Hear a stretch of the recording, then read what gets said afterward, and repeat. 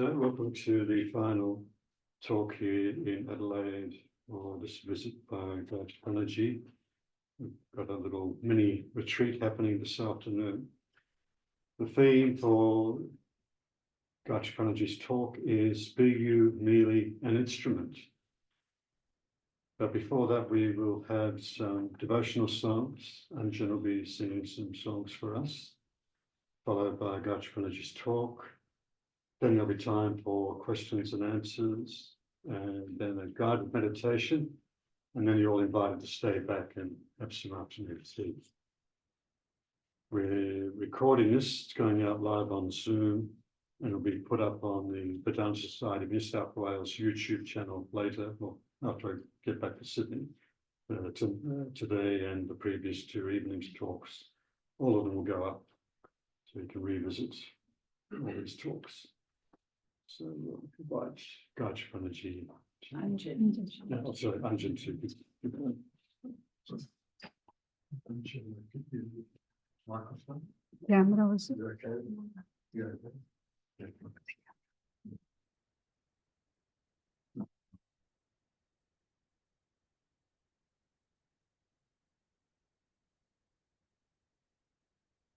प्रथम वंदना गौरी नंदना प्रथम वंदना गौरी नंदना हे शिव नंदना पाहि गजानना हे शिव नंदना पाहि गजानना प्रथम वंदना गौरी नंदना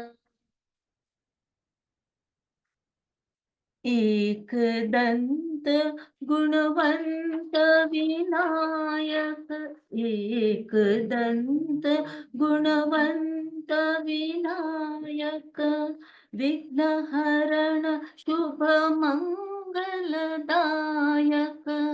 विघ्नहरण शुभ मंगलदायक प्रणव स्वरूपा पाहि गजानन प्रणव स्वरूपा पाहि गजानन प्रथम वंदना गौरी नंदन प्रथम वंदना गौरी नंदन हे शिव नंदन पाहि गजानन हे शिव नंदन पाहि गजानन प्रथम वंदना गौरी नंदन एक दंत गुणवंत विनायक विघ्नहरण शुभ मंगलदायक प्रणव स्वरूपा पाहि गजानन प्रणव स्वरूपा पाहि गजानन प्रथम वंदना गौरी नंदन प्रथम वंदना गौरी नंदन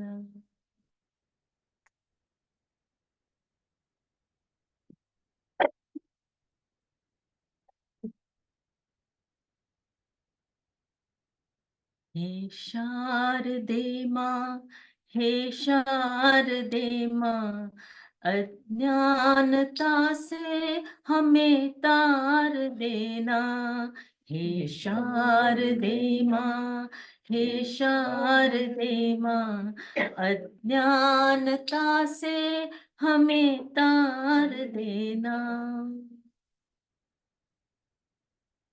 तू स्वर की देवी है संगीत तुझसे हर शब्द तेरा है हर गीत तुझसे तू स्वर की देवी है संगीत तुझसे हर शब्द तेरा है हर गीत तुझसे हम हैं अकेले हम हैं अधूरे तेरी शरण हम हमें तार देना। हम हैं अकेले, हम हैं अधूरे, तेरी शरण हम हमें तार देना।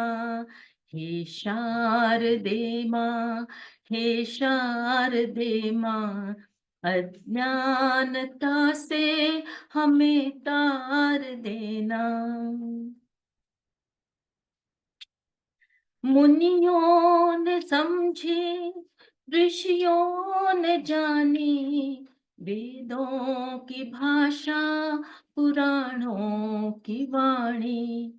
मुनियों ने समझी, ऋषियों ने जानी, वेदों की भाषा, पुराणों की वाणी। हम भी तो समझें, हम भी तो जाने, विद्या का हमको वरदान देना। हम भी तो समझे, हम भी तो जाने, विद्या का हमको वरदान देना।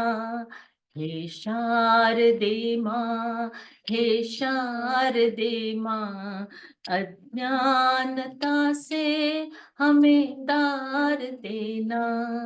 अज्ञानता से हमें तार देना।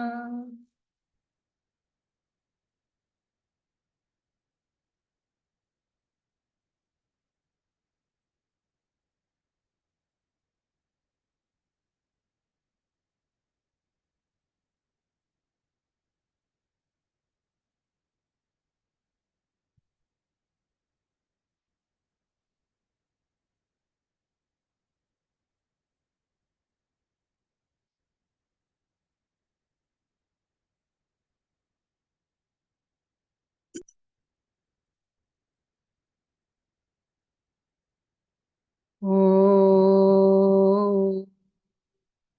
असतो मा सद्गमय, तमसो मा ज्योतिर्गमय, मृत्योर्मा अमृतं गमय। ॐ शान्ति शान्ति शान्तिः। ॐ lead me from the unreal to the real, lead me from darkness to light, lead me from death to immortality. Om, peace, peace, peace.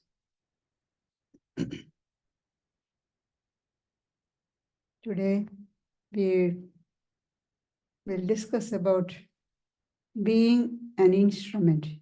Be you merely an instrument. This is actually from the Bhagavad Gita. And you can see in the Gita that Sri Krishna Arjuna wanted to know the divine glories of the Lord. What are the glories where what about thinking about that, meditating on that, I will have a better understanding of the divine. So in the 10th chapter of the Gita, we can see Sri Krishna giving a detailed, for us it is a detail, but Sri Krishna says it's too vast and we cannot exhaust describing. So I will give you the main things or to think about. So he gave us a detailed description about things, incidents, people, beings, animals, everything. Like among mountains, he says, I am the Himalayas. Among animals, I am the lion, like that he describes. After all the hearing the description, Arjuna asks, can I see the universal form? And Krishna says, but with your eyes, ordinary, these physical eyes you can't see, I'll give you divine eyes. And he is blessed with the divine eyes, and Arjuna sees the universal form of the Lord, which is all-pervading. And he told Arjuna that whatever you want to see, what's happening in the past, the future, what's happening in the present, everything you can see. Whatever you want to see, you can see. So Arjuna saw this form with hands everywhere, feet everywhere, eyes everywhere, heads everywhere. And not just that, filling from earth to sky with so luminous, I saw his 1,000 suns has risen at the same time. He couldn't even look at it. And it's as though it's burning the whole universe. He got so frightened. And then he saw all the great warriors assembled there, ready to start the battle. They're all rushing into this gaping mouth of this universal form. And they're all being crushed there. And his description is, they are being crushed and then hanging between the teeth of this big, this divine form. So terrible. And Arjuna got so frightened and he asked, who are you? Well, it is Krishna who he asked to see the form of universal form of Krishna, but now he got so frightened, he asked him, who are you? And what is the purpose? I don't understand. So Krishna says, I am the time all destroyer. Time destroys everything. Nothing survives time. You look at the world around us. Everything is get destroyed in time. Nothing survives. Human beings, animals, plants, buildings, cities, nations, cultures, civilization, everything get destroyed. What survives? Nothing. Everything get destroyed in time. So he says, I am the time all destroyed. Everything is get destroyed. All these people, all these great warriors assembled here for this battle, they are all destined to be killed. Nobody will survive. You have to remember in the beginning of the Gita, Arjuna refused to fight. He said, I don't want to kill all these people. They are all my relatives, my grandfather, uncles, brothers, cousins, teachers. I don't want to kill them. It's a great sin. And Krishna is saying, whether you like it or not, they are all destined to be killed. They are all destined to be destroyed. No, nothing will survive. And that's what happened. If you read the Mahabharata story, after the war, just 7 people on the side of the Pandavas, that is Arjuna and Sri Krishna's side, just 7 survived. On the other side, just 4 or 5. That's it. The whole millions and millions of people were destroyed, killed. It's an Holocaust. And there, after saying that I am the time all destroyer, Sri Krishna says, you just be an instrument. You be an instrument and enjoy the vast kingdom. Apparently killing all these people. Apparently killing and defeating all these great warriors, you enjoy the vast kingdom. So that one thing I can yet say, often people say, oh, religion is otherworldly. If you turn to the path of religion, you can't enjoy the world. No. Sri Krishna is asking Arjuna, enjoy the vast kingdom, prosperous kingdom. Destroying all these great warriors, your enemies, enjoy the vast kingdom. But you be just an instrument. That is the key word in that verse. Nimitta matram bhava savyasajin. When Arjuna asks, who are you? He says, I am the time all destroyer, engaged here in annihilating all beings. Because he said, what's your purpose? Who are you? What is your purpose? And the purpose is annihilating all beings. Even without you, not one of all the warriors arrayed in these rival armies shall survive. So, destroying your enemies, enjoy the prosperous kingdom. These warriors have already been killed by me. They are all destined to be killed by me, means that they are all destined to be killed. They are destined to be perished. No one will survive. Be you but an instrument. So you are just an occasion, we are just an instrument. Arjuna is just an instrument. That is what Sri Krishna is telling us. And he especially mentions a few of the great warriors. He says, Bhishma, Drona, Jayadratha, Karna, mentioning these people. They were great warriors, and Arjuna had a lurking fear deep down in his mind whether he'll be able to defeat them. Because they are great and they are supposed to be invincible, almost. Bhishma has got the boon that he will die only when he wishes. Nobody can kill him unless and until he gets ready to be killed. Drona is his own teacher, Arjuna's teacher. He's a great warrior. Jayadratha has got the boon given by his father. Whoever gets his Jayadratha's head onto the floor, that person's head will be shattered to 1,000 pieces. So that's protection for him. And Karna is another great warrior. So Arjuna has it fear deep down. So Shri Krishna mentioned all these people, they're all meant to be killed. They're all killed by me already. You be just an instrument.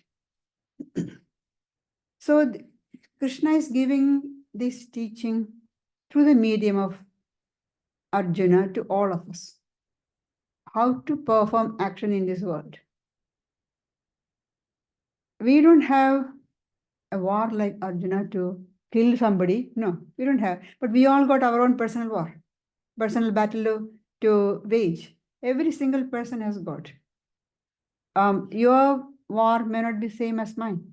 Your battle is different from mine, but everybody has got. You ask any person, we will say, how are you? You say, fine, fine, fine. But you talk to them personally for a short time, then you will find what all problems they have got, what all challenges they are facing. We all put on a very mask. We have all of us are wearing masks, showing a very smiling face. Everything is going fine with how is your life going? Oh, smooth, fine. Now nobody's life is smooth. Everybody has got a problem.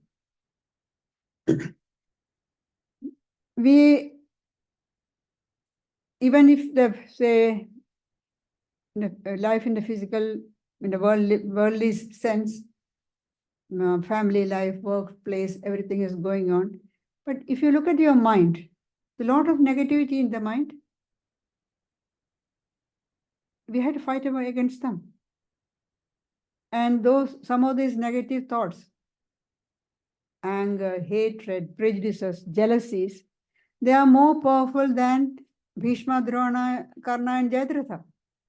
So it's very, very hard to defeat them, overcome them. So we need the help of the Lord.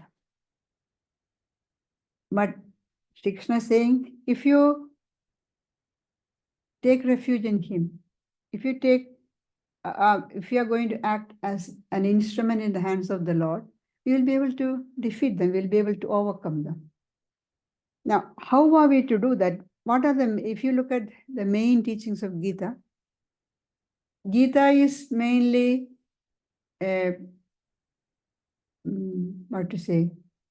book or handbook for life, how to live in the world.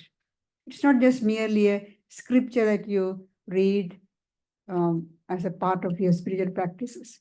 It's a handbook for life, how to live the life. Because the teachings of Gita are given in the battlefield, not like the Upanishads, which are given in the hermitage of the sages, in the caves of the mountain caves. No, it is given in the battlefield, in the thick of action. How to live the life, how to live in the world. Talking about this, so if I look at what are the main teachings of Gita, what is Sri Krishna actually is asking, how to live how to perform action, how to lead the life. About that, once somebody asked Swami Vivekananda. So he said, Swamiji said, this is the central idea of the Gita, to be calm and steadfast in all circumstances. To be calm and steadfast in all circumstances, with one's body, mind, and soul centered at his hallowed feet, at the feet of the Lord. Keep your mind, body, and soul completely at the feet of the Lord, and be calm and steadfast. If we can really keep our body, mind, and soul at the feet of the Lord, then whatever happens, we will be calm. We won't be disturbed. And according to Swamiji, the image of Sri Krishna as the preacher of Gita conveys the essential teachings of Gita. If you look at often we can see in many places, they have the painting of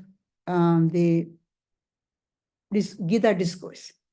That is the chariot with the 4 horses, and Sri Krishna is holding the reins of the horses. The horses are trained for battle. So they know they have come to the battlefield. They are so eager to go forward. And he's holding all the reins of the 4 horses with his left hand and the whip in the right hand. And turning, Arjuna is at the back, seated there. He's the ball thrown down, and turning back to Arjuna, he's giving the teachings. That's often we can see paintings like that. And Swamiji says that conveys the essential teachings of Gita. Because if you look at the face of Sri Krishna in those pictures, it's calm, as though smiling. There's no tension there. You have to imagine controlling those 4 horses with one hand. He's holding them, and they're trying to gallop forward, holding them back. So intense activity. At the same time, the mind is absolutely calm. There is no, not a shadow of any strain or stress on the face. That he is doing so much. And if we are saying, then our face will be bulging, they can show we are exerting a lot of energy. No, intense activity in the body, but mind is absolutely calm. That is the essential teachings of Gita. Intense activity and absolutely calmness. Inaction, Sri Krishna says. We know that action or work usually disturbs the mind. You do any work, you get disturbed. Whether the result of your action is success or failure. If it is success, you get elated, get happy. That disturbs the mind. You get too happy. The mind is disturbed. What you're planning to do, it was a failure. Then you are disappointed. Then also mind is get disturbed. So whether the result is pleasant or unpleasant, the final result is your mind get disturbed. So action or work always disturbs the mind. That's what we all know. But how do we reach the stage of this Sri Krishna's trademark smile? Always look at the face of Sri Krishna, always smiling. There is never a shadow of effort, strain, nothing. Holding these 4 horses, controlling the 4 horses, but it's a smiling face. How do you get that? How do we get to that state? At least to a certain, you may not be able to reach that state, but to a certain degree, how can you reach that? The reason for our mind getting agitated is because of the desire and attachment. We get to attach the results of the action. If it is successful, what I am doing, I think that, oh, I did this and I'm successful. So the results are mine. And if it is failure, then of course everybody knows what happens when I put so much of effort. I put so much of effort, as though all the effort was your own. So many other people had worked, and you've worked on their effort. Not all the efforts were not yours, but we take the credit. So attachment, and this attachment results in mind getting disturbed. So that is why in the beginning of the Gita, Sri Krishna says about work, he says, you have got the right only to perform the action, not to the results. Whatever be the results, you don't have any right for claiming those results as yours. Your duty is just perform the action. If you do, the results will come. You cannot avoid the results, whatever is good or bad. If you put your hand near the fire, if I put my hand in that fire, it will burn, whether I like it or not. The results will come. So whatever, if I put my hand in the freezer for some time, keep it there, it will get frozen. Whether I like or not, the results will come. So why do you get worrying about results? You don't have to worry about results. Sri Krishna says, you just perform the action. You don't have to worry about results. Don't get attached to results. It is because of the attachment that we worried about the results. I am going for a job interview. Will I get the job? Will I get the job? Then you're worrying about that, whether you'll get the job or not. And that much concentration is lost on concentrating on the interview. Instead of that, just perform in your best way possible without worrying about the results. So Krishna again says, Tasmat asakta satadam karyam karma kareshija. Without being attached, you perform the action. That's all your duty.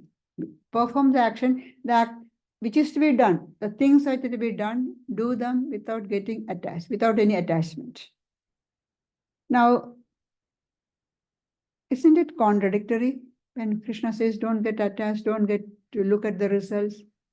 Because if you don't care for the results, how can you perform action to the best of your ability? Because we perform, says a student studying, putting all the effort because he or she wants to get good marks. That's the aim. You got a goal. But Krishna says, don't give too much importance to the result. Yes, because if you're worrying about the result, you won't be performing the action properly. So just perform to the best of your ability. Whatever action you have to on hand, whatever be the work to be done, do it in the best way possible without worrying about, without getting attached to whatever you have to do. But the difficulty for us is we may take up an action, a just cause that we like. Now at present there are so many just causes are there. There is global warming, we have to fight for that. There's climate change. There is racial and gender discrimination. And now latest there is a domestic violence going on. All these are just causes, yes. We take up the just cause, any of these just cause, and work for it with all our might. Then after some time, we reach a stage that we can't give it up. Even if it's a failure, even if we see that it is not going to be successful, even if it is not going to lead to any results, or we just gone work on forward, but still we can't give it up. We cling on to it. We become attached to it. We can't give it up. And then that leads to more suffering. But we don't want to admit that we are attached to that particular action or work. So what do we say? Swamiji says we cover it with the high sounding word of duty. It's my duty. It's not actually duty, it's attachment, pure attachment. But we don't want to admit that we are attached to that. We say, it's my duty. It is duty as long as you are not attached to it. But once you get attached, it's no longer, it is not duty, it is just attachment. It's like the bee sipping the honey. Say there is a bowl of honey and the bee comes and in its greed to sip a lot of honey, lands in the middle of the bowl. What happens? Gets stuck. It can't go. Our case is like that. We are stuck there. And we say, oh, it's our duty to fight for this cause. That is why the sage Bhartrihari says, Bhogana bhokta vayameva bhukta. Tapona taptam vayameva tapta. Kalona yato vayameva yata. Trinanda jirna vayameva jirnaha. We came to enjoy. We are being enjoyed. We came to enjoy the world is enjoying us, making us go round and round like puppets. We don't have any freedom. These pleasures eat into our vitals, and then after some time, throw us out. We have become useless. We came to rule. We are being ruled. We came to work. We are being worked by other minds. If you look how in our daily life, we are completely controlled by other minds. How we dress, how we walk, how we sit, what sort of house we live, all decided or controlled by, to us, at least to a certain extent, by other minds. Maybe your friends, your family, relatives, government. So others decide for or control you. So we come to work, we are controlled worked by other minds. Desires are not depleted, we are depleted. And this is the condition of vast majority of human beings. We are caught. We don't have any freedom. Like the story I said yesterday, caught the blanket, catching the blanket. The flood waters, a man saw there was a blanket floating in the water, jumped into the water, tried to catch the blanket. Then afterwards, the friends were asking, come back, come back. He said, I can't. The blanket is not leaving me. It's not a blanket, it was a bear. So our case is like that. We are caught by the blanket. We are caught by all this, our attachment. So we have to learn not to get caught. We must have the power to detach ourselves. It may be very hard to detaching ourselves from these things, people, circumstances, very, very hard. But if you don't learn to detach, who is going to suffer? Only ourselves. Nobody wants suffering. Then the only way to avoid suffering is to get detached. However terrible the pain and suffering involved in that process, we have to learn to be detached. And that needs a very strong willpower. There is no place for weak-minded in spiritual life. If you are weak, not physically, but will, if you have got a very weak will, you cannot progress. The Upanishad says, Nayam Atma Balahina Libhya. This Atman is not attained by the weak-minded. You have to be strong. Strong mind is not stubbornness, strong willpower to exert yourself, to detach yourself. Now, you may have the doubt, isn't surrendering to God's will weakness? Surrendering my will to God's will, isn't it a sign of weakness? But actually, surrendering to God, merging our individual will completely into God's will, is the greatest the manifestation's greatest willpower. Our will is so strong. You can see from the little child. You say something to do, child will say no. And can you make the child do if it says no? No. We call it stubbornness. But as we grow, it is willpower. And surrendering that strong willpower to God's will. That's a sign of greatest strength. If you need very great strength to surrender our individual will to God's will. And that comes with the conviction that I'll be strong in God's strength. At present, I'm not really strong. I pretend to be strong, I strut around saying, I'm so powerful, I'm so strong. I got this thing to do, I have got this power, I'm such a great position. That's all. The more you show, that means the weaker you are inside. The greatest strength, I am strong in the strength of God. With God's strength, I can do anything. I can do everything. There will be nothing impossible if I got God with me. That's the greatest strength we can have. And it's only when we are free from attachment that we can work as masters. Till then, we are working as slaves. We are slaves to our senses, our mind, and slaves to all the world. We are slaves to the world because of our senses. We want to enjoy the sense pleasures that given by the world. So the world has got full control over us. If we can overcome the control of the senses, then to a great extent, we will be free from the control of the world outside.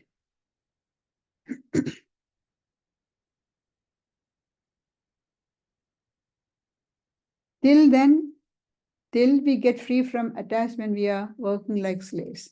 So speaking about our common idea of duty, Swami Vivekananda says, it's really very, very strong words he is using. Duty becomes a disease with us. It drags us ever forward. It catches hold of us and makes our whole life miserable. That's talking about duty. Earlier I said, we give the high-sounding word duty because it's pure attachment. That is his Swamiji talking about. Look at the poor slaves of duty. Duty leaves them no time to say prayers, no time to bathe. Duty is ever on them. They go out and work. Duty is on them. They come home and think of the work for the next day. Duty is on them. How literally true it is about all of us. We always, when we come home, long ago, the work stopped when we come home. Now the work comes with us. And we say it's our duty. It is living a slave's life. At last, dropping down on the street and dying in harness like a horse. This is duty as it is understood. It's in general understanding of duty is this. The only true duty is to be unattached and to work as free beings, to give up all work unto God. To work as free beings, that's the only duty. The real duty is when we are able to perform your action as a free being, to work for the Lord.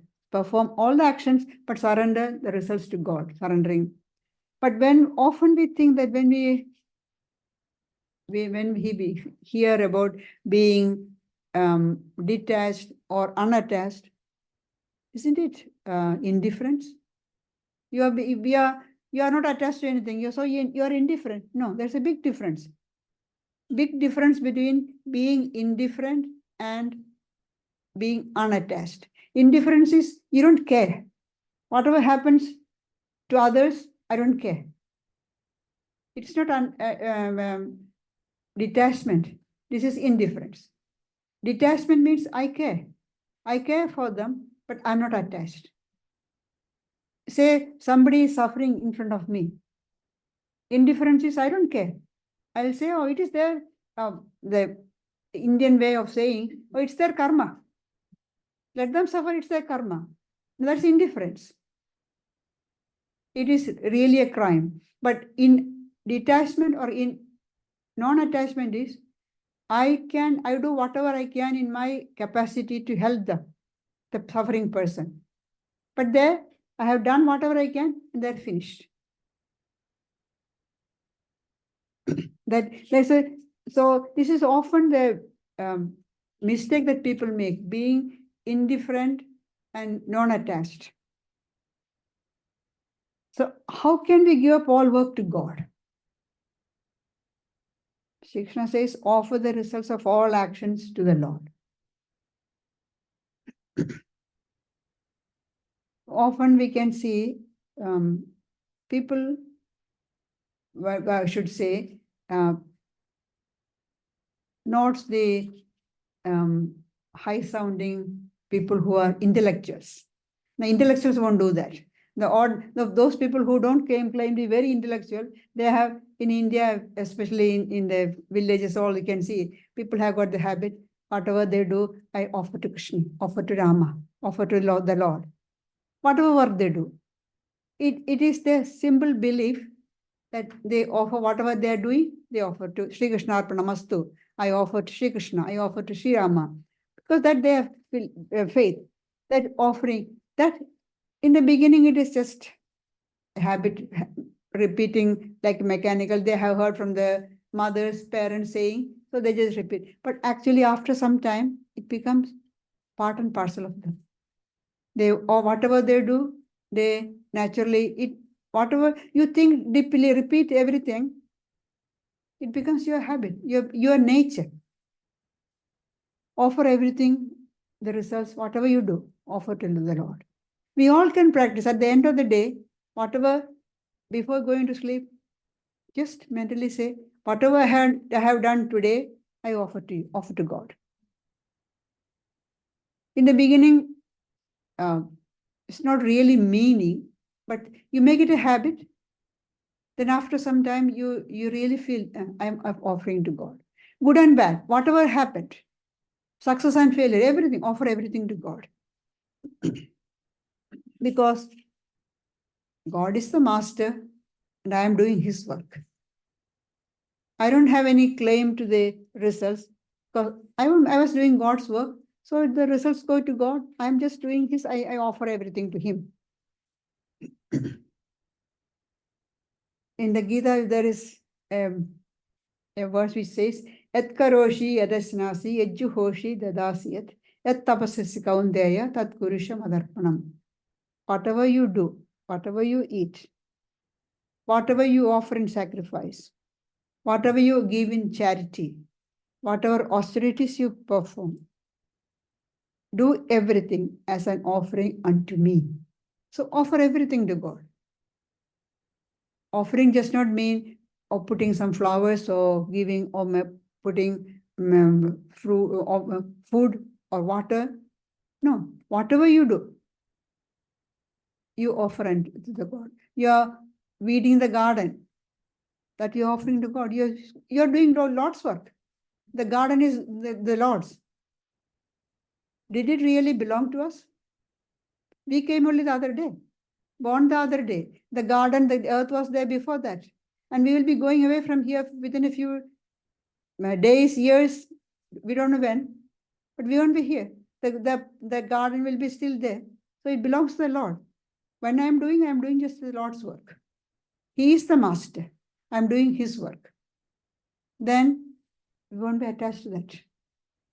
You will do in the best way because that he is the master. I had to do his work. I do in the best way. So what Krishna is asking is just to make a change in your mental attitude. Till now, I was thinking, oh, I am doing all this work for me.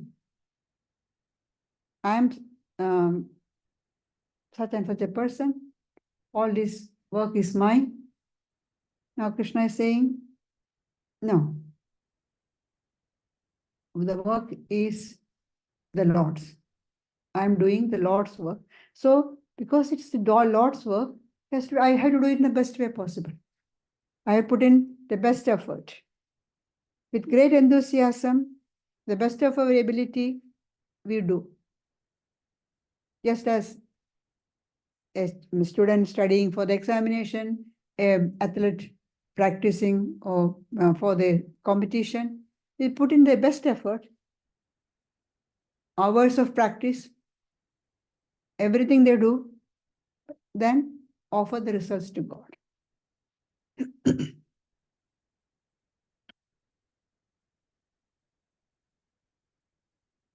And Krishna says, you have to do it with full enthusiasm. The benefits should not be your aim. Should not consider the result. That should be secondary consideration. It will come, it will happen. Because whatever you do, it has to happen. As Newton's law of action says, for every action, there is an equal and opposite reaction. You do there some action, the results will come. So work for work's sake. The Lord is a master, we are his servants. So we do the work properly. And Krishna says, even by doing the work for his sake, we attain the highest enlightenment.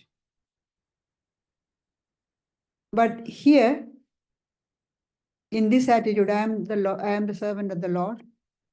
The idea that I am doing is still there.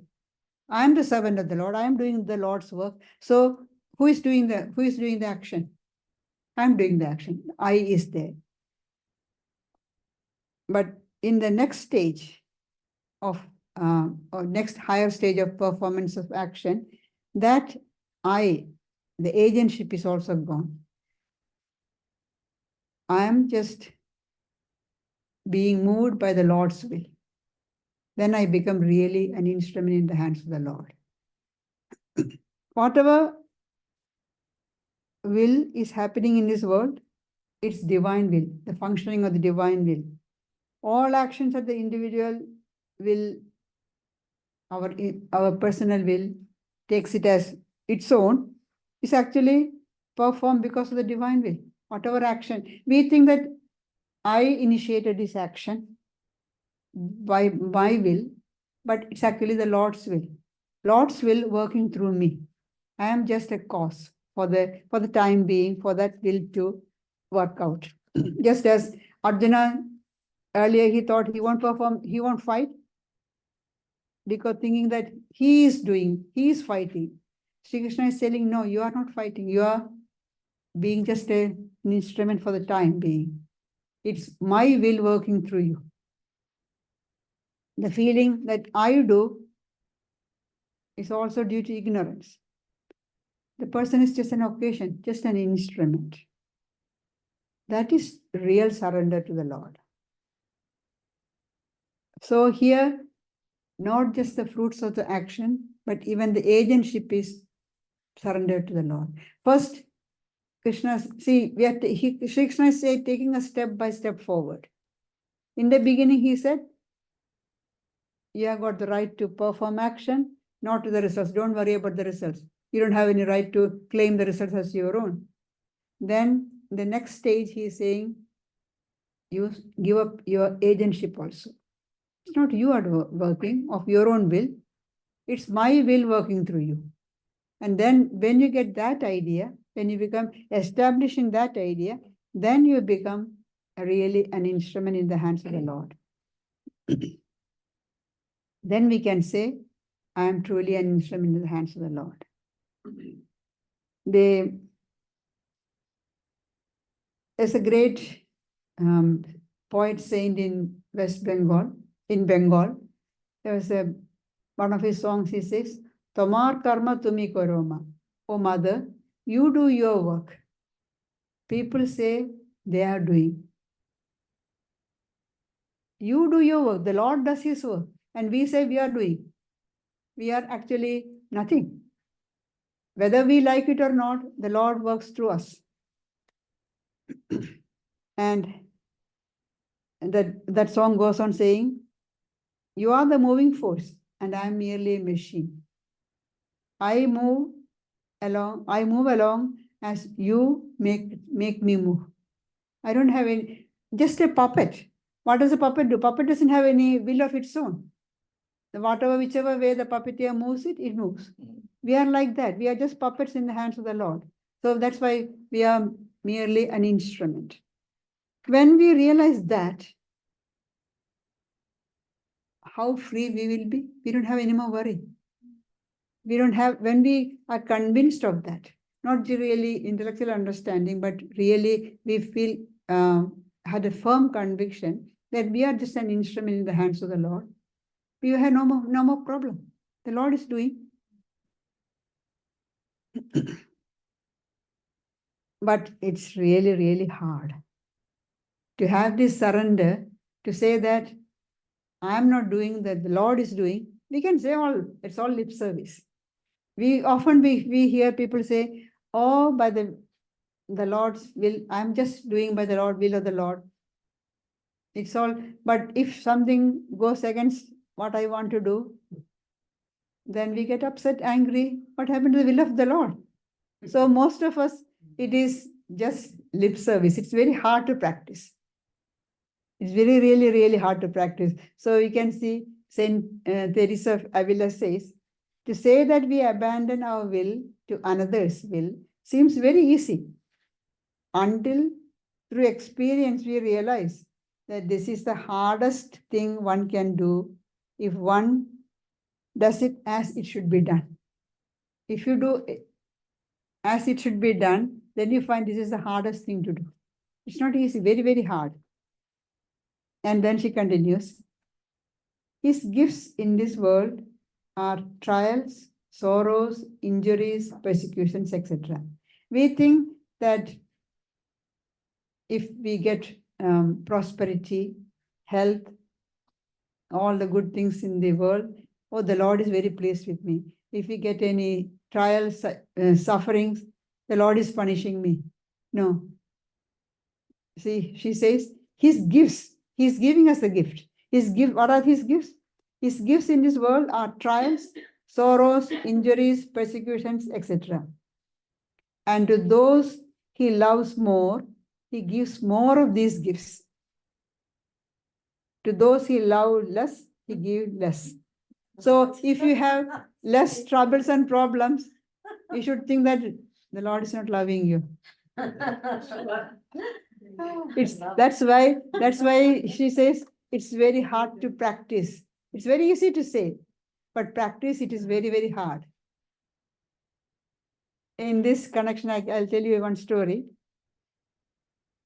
Once Krishna and Arjuna, or sometimes they say Narada and Krishna, they were going along as disguised as just ordinary Brahmins, and they came to a rich man's house.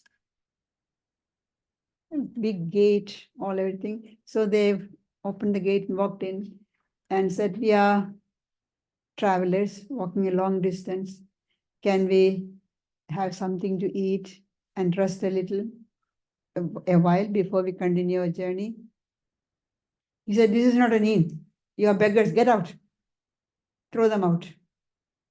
They, please, let's just for a short time, just give us a little to eat and some water. No, I don't have anything to, you get out. If you don't get out, I'll call my servants and let the dog on you and all that. So they went out. At the gate, Sri Krishna turned around and blessed. May he prosper. May his wealth, he become richer, prosper. And his companion, Narada, thought, oh, well, it's the Lord's nature to bless people, whether they are good or bad, doesn't matter. The Lord blessed. Then they went on, continued the journey. After some time, they came across a little hut at the end of the village. A poor old widow is living in that hut. Her only possession is a cow. So she gets some milk from that cow. Part of it she uses for herself, the rest she sells, and that is her only livelihood. So they went there and told her the same story. We are two travelers walking for a long distance. Can we have something to, some food, a little food, and we rest for a short while before we continue the journey? She was so happy. Her two guests have come. Please sit down and let me see what I can give you. And whatever she had, little milk, buttermilk, she gave them, and then gave them a mat to sit and lie down for a short while. And they rested. Thank you, they told her, and then went out. As they reached the road, Shri Krishna turned around and blessed her. may your cow die. That's the blessing he gave. The only cow was the only livelihood, means of livelihood, and he said, may it die. This was too much for Narada to take. Narada said, this is too much. I don't understand your actions. I understood that you blessed the rich man who threw us out because you are this nature in your nature to bless people. But how can you say curse this old lady? She had only this old cow which gave a little milk and you bless like this. You curse her like this. Krishna said, it's not curse. That cow was the only thing which stood between herself and me. Now that cow is gone, she will depend completely on me. So that is why Teresa says, to those his gifts in this world are trials, sorrows, injuries, and persecutions. To those he loves more, he gives more of these gifts. To those he loves less, he gives less. So if you really think that you want to love God, you can never complain when trials and tribulations come. They are gifts from the Lord. You have to remember, the Lord is remembering me. When the problems comes, the Lord is remembering me, giving me this problem so that I'll depend on him more. He has given me a chance to depend on him more. When things go smooth, how many of us think of God? Everything's fine. That's the case with most of the young people. Everything's fine. Health is good. Got a good job. Life is smooth going on. Who wants God now? When I get old and all the senses worn out, then I'll think about God. That's the idea. But you have to remember, when things go wrong, the Lord is loving us more. He's remembering us. Sending these reminders. Depend on me, depend on me. Turn to me. When we have completely given up our will and attain perfect union with him, only then we really become instruments in the hands of the Lord. Till then we have got our idea, I am doing. So we are not really becoming instruments in the hands of the Lord. But when we completely give up our individual will, then we can say, we have become the instruments in the hands of the Lord. Till then, what can we do? We can only pray, oh Lord, guide me by your hand that I may do your will. We can only pray. We have to pray, and then slowly, if your prayer is sincere, he will make us an instrument in the hands of the Lord. But before that, we have to go through a lot of sufferings. All those gifts he will give, we must be ready to accept those gifts.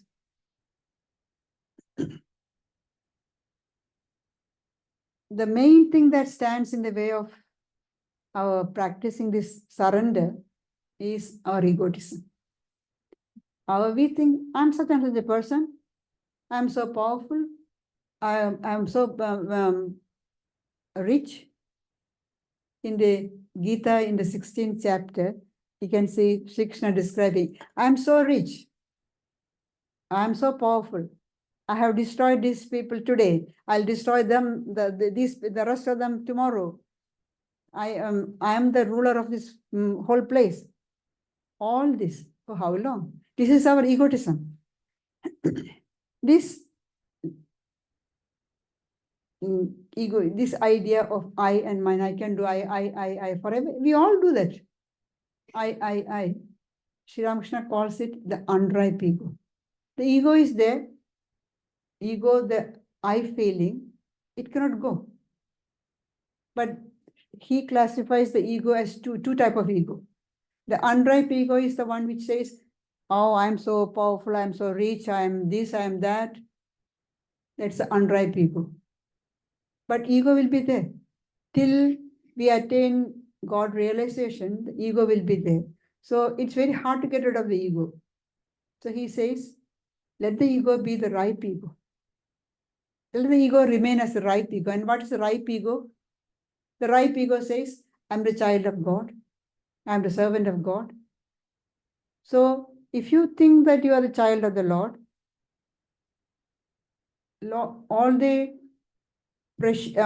great glories of the Lord belongs to you. All the possessions of the parents belong to the children. Children inherit. So if you really believe you are the child of God, you inherit, you are heirs to the glory of the Lord. So what is there to fear for? Or you think that you are the servant of God, then the master will look after you. The master is not like the modern business people who just sack you for anything, for no reason. Not like the Lord is very kind master. He will look after you. So these are the two attitudes you can have as a ripe ego. Because it's very hard to get rid of this ego I feeling. So let it remain as the ripe ego. I am the child of God. I am the servant of God. So all we have to do is just change our attitude. They are not asking us to make big changes. Just change your attitude. Instead of feeling all this belongs to me. Oh, this house, this. See, as far as the eye can see, it all belongs to me. All I. I got control over all these people.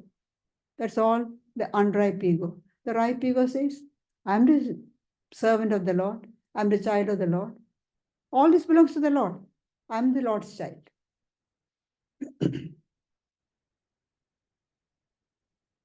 And it's not so easy, but practicing viveka and vairagya, that is discernment and dispassion, we can, to a great extent, we can get rid of this ego or change it from the unripe ego to the ripe ego. To get to have the idea that His will is done, we have to remove everything that stands in the way. We have to make ourselves clean, empty.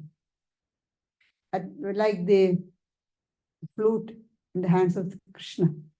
You know, the Indian flute, just a reed, bamboo reed. But if there is any fiber sticking out, the sound won't come out properly. Inside is completely empty. We have to be empty like that.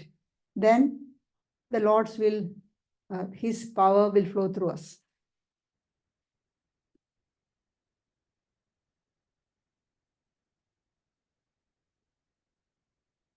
And when we have this idea that I am the child of the Lord, I am the servant of the Lord, how much peace and serenity we will have. You don't have any worry. Because I am little children, do they have any worry? They depend on the parents. Whatever happens, the parents will look after.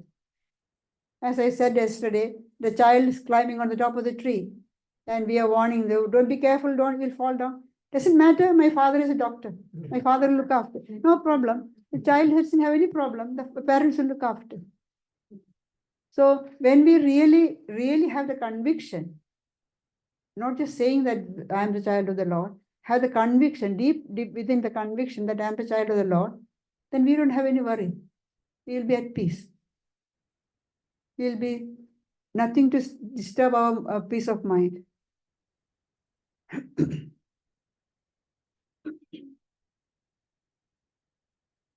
So Swami Turiyananda, one of the disciples of Sri Ramakrishna, says, the more you will free yourself from egotism and become his instrument, the more you will realize peace.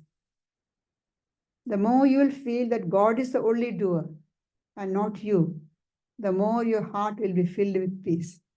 So if you have the conviction, if more day and night you say yourself, how do you practice this? Tell us again and again, I am doing the Lord's work. I am doing the Lord's work. I offer whatever I am doing to the Lord. Day and night you practice saying that. Gradually it will take time. It's not in a day's work, 2 days, no. It will take time, but you continue doing that, saying that again and again to yourself. Then it will become an actuality. First you imagine, and afterwards the imagination becomes the reality. The words are so powerful. Look at how we are swayed by the advertisement. They are mere words. The advertisement says this particular item of merchandise is very good. We hear it again and again. We believe it is good. The pharmaceutical company says you take this vitamin or this health booster. You will become strong. You will become healthier. You look younger. We believe and take it. And afterwards, maybe after a few years down the track, they will say, "Oh, this is going to cost this. This is that. This is." But we are taken by the words. So that shows how powerful the words are. The same here, we are just changing our attitude. We are believing, I'm the child of the Lord.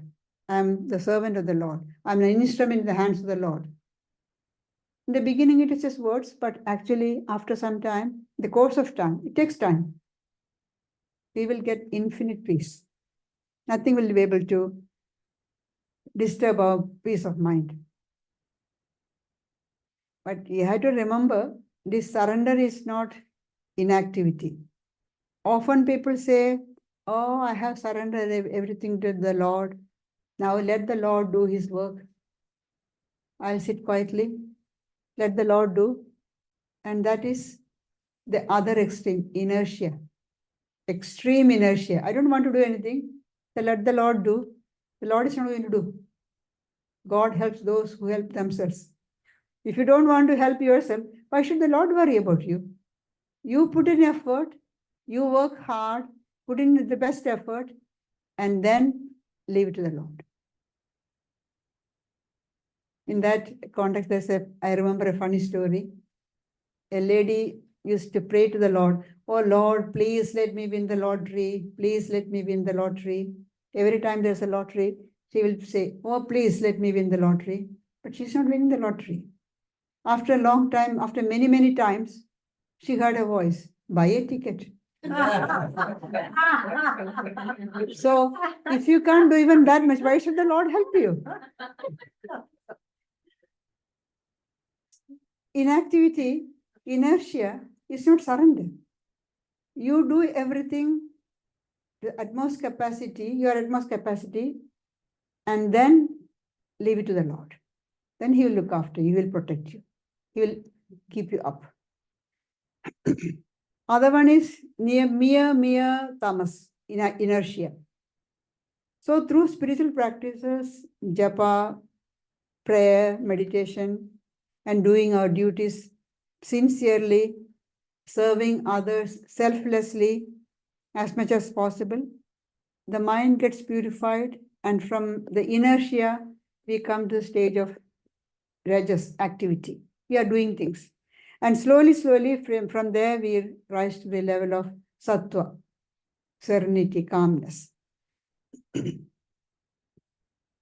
Swami Vivekananda had the firm conviction that he was merely an instrument in the hands of the Lord. When he organized the Ramakrishna mission after coming back from the West in 1897, the Ramakrishna mission order was first started on 1st of May in 1897. They organized it. Swamiji gave the general idea, what are the aims of the organization and everything. Everything was finished. And then one of the brother disciples, Swami Yogananda, raised doubts. Isn't it all these your Western ideas? You come back from the West, America and Europe. It's all your Western ideas. Is it what Sri Ramakrishna wanted us to do? Because Swamiji was talking about philanthropic activities, performing, helping others and all those things. Sri Ramakrishna, as far as they understood, Sri Ramakrishna talked about doing spiritual practices means japa, meditation, prayer, etc. So Swamiji says, I'm just doing what he's wanted me to do. And he is more than what his disciples understood about him. Then he continues to say, one gracious glance of his eye can create 100,000 Vivekanandas at this instant. One glance of the Lord can create 100,000 Vivekanandas at this instant. But if this time he chooses instead to work through me, making me his instrument, I can only bow to his will. So he had a firm conviction that he was the instrument in the hands of the Lord. So what are we to do? How can we try to become an instrument in the hands of the Lord? We can only pray. We are just beginners in the spiritual path. We can only pray. What we can usually pray to God and depend on Him. The Gita, Sri Krishna says, the Lord resides in the hearts of all. Ishvara sarva bhutanam hridesya dinadishtadi. Brahmayan sarva bhutani yandrarudhani maya. The Lord dwells in the hearts of all. And by his maya causes them to turn round and round as though mounted on a machine. The Lord dwells in the hearts of all. The Lord is present in the hearts of all. And he makes us go round and round like a machine mounted on a wheel or like puppets. So what are we to do? Tameva sharanam gacha sarva bhavena bharata. Tat prasadat param shantim sthanam prapsi shashwatam. Take refuge in him with all your heart. By his grace shall you attain supreme peace and eternal abode. All we have to do is take refuge in the Lord. Take refuge in the Lord, and through his grace we will attain peace and eternal abode. Now we have to become grace-worthy. The grace of the Lord is always there. Not that the grace of God comes only to certain people, certain privileged people, no. If the Lord's grace comes only to certain people, then we should say that the Lord is partial. No, it's not like that. The grace of the Lord is always there. As Sri Ramakrishna says, the wind is always blowing. But he was giving the example of sailors.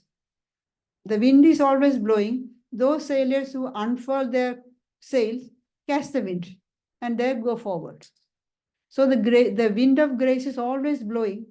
If we prepare ourselves to become grace-worthy, then we will get the grace of the Lord. At present, we are not grace-worthy. Our mind is full of prejudices, preconceived ideas, negative emotions. So where is the place for grace to come? The Lord's grace is coming, but there is no place in the heart. It just flows away. So first we have to empty the heart, remove all these negative things, then we will be able to contain the grace. So that's why we say we have to first become grace-worthy. First make ourselves grace-worthy, then the Lord's grace we will be able to contain. So at present, in our stage, all we can do is we pray to the Lord for guidance. The Lord may guide me and make me an instrument in your hands of the Lord, in your hands. We pray. If your prayer is sincere for guidance and making us an instrument in the hands of the Lord, if you sincerely pray, he will do it. When somebody asked Sri Ramakrishna, will the Lord listen to our prayer? Sri Ramakrishna said, I can assure you that 100%. The Lord will listen to your prayer if the prayer is sincere. Whatever you pray for, the Lord will give. If it is for your good. That's a condition. If it is for your good, he will give. If it is not for your good, he won't give. See, children ask so many things. If you think that a particular demand of the child is going to do it harm, the parents won't give in to that demand, the child, the request. The Lord is like that. He will do what's best for us, what will good for us. So whatever we pray, if it is for our good, He is sure to give us that blessing. So we pray, Lord, please guide me and make me an instrument in your hand. Thank you. There's time for questions, answers, discussion.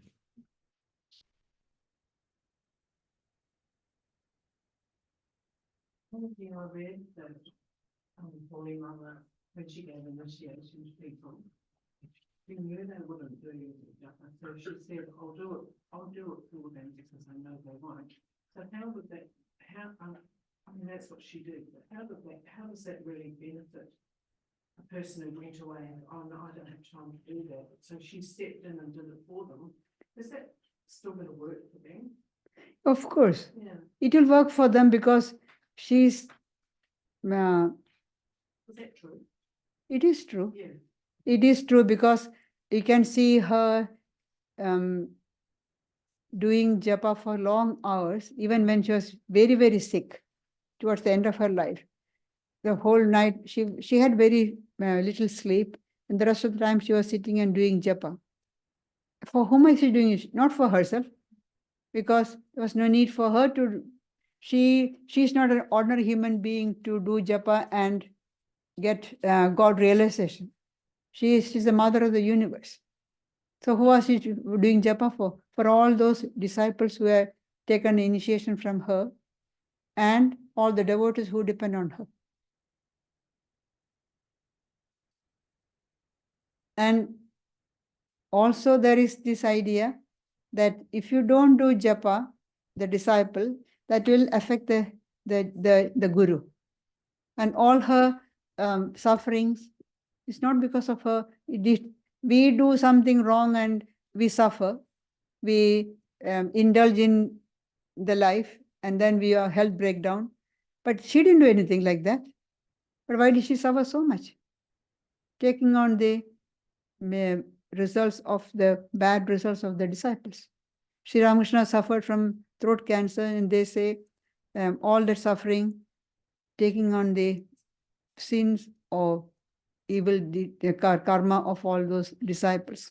Some of the disciples who themselves said there's nothing evil which I haven't committed.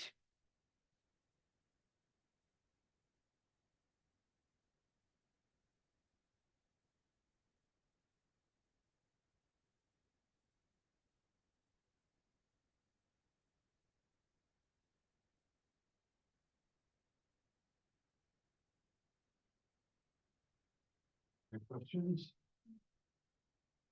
Continuing on what question that she asked, so for whom she prayed, for example, so do they what? Do they progress spiritually or do they have a smooth sailing in their life? What happens? No, it's not smooth sailing in the life. They will progress spiritually. And after some time, they will come to a stage where they feel like they should do the spiritual practices themselves. There may be some obstructions, something obstructing their spiritual practices. So that's why they are not doing their regular practices. So the Holy Mother doing the japa will remove those obstructions. And then they will be able to, they'll practice themselves and go forward. So she's giving them a push forward. Or is it also giving them strength? Yes, of course, it will give them. to face? They may not know that she is doing japa for them, but they will feel. They will feel more her presence. They will the dependence on the mother will become stronger. I'm just thinking maybe it's not even sometimes that the obstacles will be removed, but rather they'll have the strength Yes, to face them yes. based on their karma. Obstacles won't, the karma we have to face. So some of the obstacles, if you have to go through suffering, it won't be it removed. But they will get the strength to face those problems and difficulties. Because so often it's the way inertia in us, even though we know the facts, we've got the information, there's inertia in us to kickstart something. And somebody else giving us that, or even saying, look, I'm on your side, is enough to kickstart Yes. your actions, and then you yourself progress further. So I imagine that's something like that. Well, I like that rather dramatic saying, what doesn't kill you makes you stronger. Yeah, of course, it is as Swamiji says, problems and suffering is greater teacher, better teacher than happiness and all the good things in life. We don't learn anything from that. Problems come, difficulties come, we stop and think. Can you still possess things, but still be an instrument of the Lord? So you still enjoy the fruits of, but not be attached. Yes. Yeah. That's why he told Arjuna, enjoy the vast kingdom, the prosperity of the vast kingdom, and get all the fame. And the fame that you have killed all these people. But remember, you are an instrument. You are just a cause. This being detached business, I find that very complicated. I mean, there seems to always be a fine line between just being a little cold, or between indifference and detachment, there seems to be a very fine line. That's why I said, that's why often people confuse these two. When you say detached is indifferent, no. Indifference is, I don't care. I don't care what happens to others. But detached is, I care. I really feel the sufferings. I care. But I try my best to alleviate that suffering. Well, no, I should put it the other way, the more positive side of it, the difference between being detached or attached. So attached meaning if you really are starting to feel for someone in their situation, then how to avoid becoming too attached. I mean, I'm thinking you've got to be a little bit attached, don't you, to be able to really feel those situations. Yes, that is why This Swamiji is very tricky. says you should develop the power of attachment and at the same time power of detachment. You should develop both. So you know when to and when to not. If you don't have any attachment, you don't care. Yeah. So you should have some attachment to care for the situation, the person, the cause, whatever it is. But at the same time, you should have the capacity to detach. When you always be on alert, when the moment you realize you're getting attached too much, detach yourself. Well, we do see people who are with the highest motivations get involved in noble causes and trying to bring about positive change. But of course, as we know how the world often is, in spite of your best efforts, you can only do so much, and even it can turn around after some time. So I could see in their case, you often hear about burnout. They get burned out. Because so much of themselves. Because they get something that's really good. Yeah, that's true. And but they get attached there. Attachment. Yeah. If you practice a little bit of detachment there, they won't get burned out because they know this is only this much I can do, and this I do, and that's it. But they get attached, too much attached. It's not the physical thing; it is the mental. The mind gets too much attached, then it's not progressing. You get frustrated, you get dejected, you get depressed. They become cynical. Yes, yes, You feel like you're stuck. Yeah. You feel like you're stuck because you're just It's Going round and round. replaying that all the time, whereas if you take a step back and detach and say, well, I do care, but I'm not going to actually carry it with me. You acknowledge it and then take a step back, which then you're detaching, but you've acknowledged that you do care.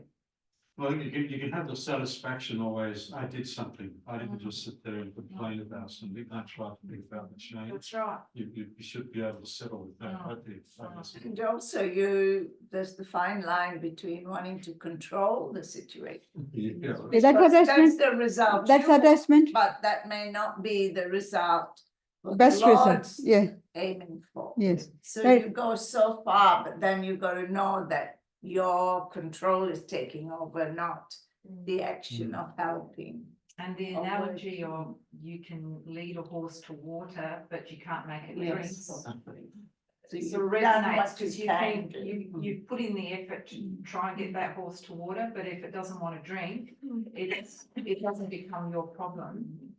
You You have to get detached at that time, yeah.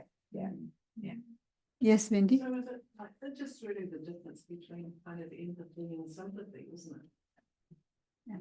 The difference between being empathetic and sympathetic. Empathetic means you can kind of understand and walk and understand, but sympathy is a bit more emotional from other people. I'm not sure how it, the That difference is between the tricky, two. that- Yeah. Can I, if you give your permission, I think what the empathy and sympathy is telling us. You say loudly, they are not able to hear. I believe with whatever I know. and Hold it higher. Not even I know, whatever I got it from listening to the people, elevated souls. I think empathy and sympathy are more often a superficial for a mundane thing. I think what Mataji was telling, I think basically, so that we are instrument of this nature, whatever you call God or whatever it is. So the instrument is not even come under the empathy. So empathy is just your feeling. There also I is there. But I think you have to overcome that. You just want to surrender and saying that you are just in a matter of like an instrument to the nature or the God. Sorry, I used to. That's all right. That's what you're doing. We are taking everybody saying their That's right. viewpoint. That's the discussion, all about discussion. I think it's very difficult in talking about spiritual attachment detached. In that case, or your guru and the disciple are doing what the guru wants. But there's a common link. But if we create that electricity, we can't see electricity, we do not know. It's not black and white. You got a generator out there that generate electricity and you got a plug down there. If the disciple, which is the plug, doesn't want to use the electricity, there must be a link somewhere. And you can see that invisible part can come about. Many years ago, I been taught by a teacher and said, look, people have so much emotions. They have a lot of problems. If you want to be a teacher, a good teacher, you must have the ability to understand their feeling, appreciate that, and sympathetic to that, but at the same time, detach from that. All right? Because at the end of the day, you don't bring that their problem to make it your problem, and you commit yourself like that. So in that situation, or if you're in the sphere, all of us are in the sphere, and we rotate as fast as we could, but you must have the ability to spin outside that sphere and look in.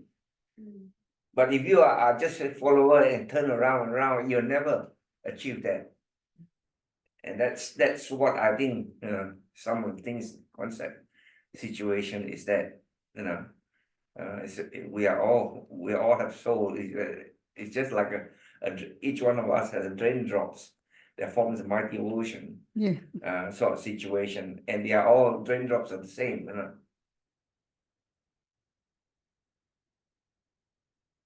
We become, say we become attached to somebody's problem and and we take in the problem as ours, then we are no longer able to, we won't be able to look at it objectively and see what it is, because we are emotionally involved. The moment you are emotionally involved, there's no more way you can look at the problem and find the correct solution to it. Could you take that problem and surrender it to the Lord? Hmm? For them? Could you take their problem and surrender it to the Lord for them on their behalf? We can try, but the better is they do themselves. They do themselves. But if we say if somebody comes with a problem to you, you listen, but you don't know the answer to the solution to that, or you're not able in any way to find a solution to their problem, you just put it on to God. They have come this problem, I don't know to give a solution to that. You give them the solution, you guide them. Each and every mother, I think, would be very happy if Lord would support our children, wouldn't they? So I'm not quite sure how that handing over the problem or because I can't find a solution for my child's say problem. And if I can pass it on to the Lord, and if Lord was going to solve that problem, I think each and every mother would do that. wouldn't they? Although, Anjin, I think you then keep going with the next sentence. Could be that because you've handed it to the Lord and you know what the problem is in your mind and what your child's problem is, I imagine because you handed it to the Lord then may suggest, make events happen for you that then becomes the solution for the child, or the child would be led to a solution that then becomes a solution. So your surrendering will then connect them to, I believe that does happen. But you expect the solution to be always pleasant. Yeah. That is the problem. That's the Yes. we want the solution to our child's problem to be always pleasant. Yeah. It is the pleasant is always not good. Yet see, what did Saint Teresa say? The Lord's gifts are sufferings, trials, and they have to learn through the trials. We don't want our child to go through any problem, any difficulty, any trials. We want them to have a smooth sailing. They won't learn anything. This Only applies through- to adults as well, obviously. Yeah. Adults that you try and, or that you can see that have a problem or whatever, is the same thing. Yeah. Only through trials and difficulties they learn. The parents try to protect them. Oh, no, my child should not have its suffering. The child will never learn anything. Don't question them too many. That's the big. What's that? She said, don't question them. I See, remember. often we think that, oh, God's blessing means everything will go smooth, no more problem. No, God's blessing can come in different ways. Sometimes it can be more problems because they need that shock treatment. They may need that shock treatment at that time. We don't know. So the easiest thing would just to see everything as a gift, regardless of it being good or bad. Yeah, good or bad. That's Yeah. right. It's hard to take it, but that's the only way. Not just the best, that's the only way. If you want to have peace of mind, everything comes from God. Blows from God. Pattings from God. Story of a man, I can't remember the exact story, but he was diagnosed with cancer, terminally ill, and he was ecstatically joy, and the doctors couldn't understand, well, why would you have such a response to what was fast as it? But he obviously understood what we're talking about now, that everything is Gift a from gift. God. Yeah. So you felt blessed even at a moment where others see that as a suffering. Yeah, The Lord has remembered me yeah, to give me this, yeah. and that has given me a chance to remember Him more. And Ramdas said when he had Ramdas the teachers, when he had stroke, he said when he got a stroke, he said it was stroke by God. Yeah. So that's interesting. Yeah, there's another saint who said when he was bitten by the cobra, the Lord's messenger came. Wow. So this, for us ordinary people, it's hard to take, but that's the only way. That's the only way for us to learn. Otherwise, we won't learn. We go through smooth sailing of life. No, we won't learn anything. We remain that fools go that go round and round and round. Mataji, I remember Gayatriprana Mataji telling us that when something good happens, remember there is a valley coming. So Mm. don't Yes. stay on this high. Be ready for a drop. And then when there's a drop, remember you can go up again. Yeah. Ebb and flow, yeah. Yes. There's always a valley in every mountain. Yeah. Otherwise, there's no mountain. Yeah. You can't appreciate white unless you know black. And the pain, it's only when you have pain that you appreciate Lack of pain. and the lack of pain. It doesn't consist of it. Life is like that. And look at Yin it. and yang. The children or the teenagers, young adults, staying at home, mother cooks, fine, I don't like this, I don't like that. They go away, stay away from home for some time for work or study or something, and come back, oh, my mom's cooking so good. So when you miss something, only then you appreciate the value of it. Yeah.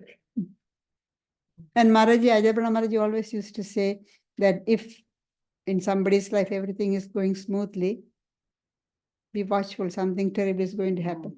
Yeah. Because you cannot have a smooth life all through. And nobody has suffering all through. It does turn at some Yes, point. yes. We all have both. Nobody can have a healthy life all through. So it will come. Some people have maybe in their childhood, some people middle age, some people in the form of life, the illness and diseases. Some people may have all through, little going on. Yeah. Mataji, some people think that they don't believe in the basic principle of karma yoga, which is do the work but don't expect the fruits of it. For example, study but don't expect good marks, or do a lot of work but don't expect the money. But what should be the answer for that? You don't have to expect it will come. If you are sincere and in your work, in your whatever you have done, the result will come naturally. If you have studied well, you have done the preparation, you'll get good marks. You don't have to expect, you don't have to worry about it. It will come naturally. And if you have done your work properly, you will get, you will be successful in your work. It will naturally come. Even if you are not successful in one particular thing, that may not last for long. It will turn around, and in the end, you will be successful. So all you have to do is do the work to the best of our ability. Prepare ourselves properly. There are students who, without studying, go around enjoying, and then last minute go to the temple, pray to the Lord. No, it won't do. God is not going to write the examination for you. You work hard, study, do your works, study the lessons properly, then you'll get good marks. You don't have to worry about that. That's what I meant by you have the right to the work only, not to the results. It will come.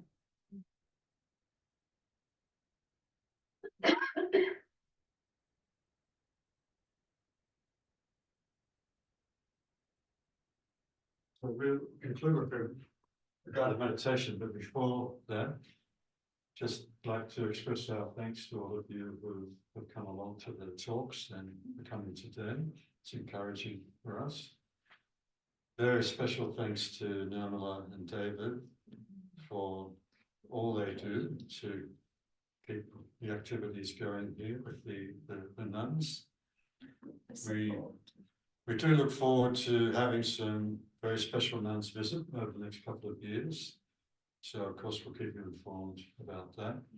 We always appreciate your donations. It's mainly to just help cover the airfares and other incidental expenses with bringing the nuns here.